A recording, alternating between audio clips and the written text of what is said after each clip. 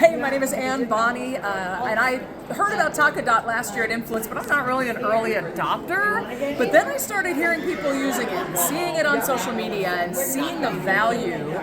So of course I jumped on board and started using it. And the insights that I can immediately send to my clients about how their audience liked what they just paid for has been invaluable. Then it's an easy way to get email addresses. It's an easy way to get referrals from people who are already like what I'm doing. Those sales calls are easy.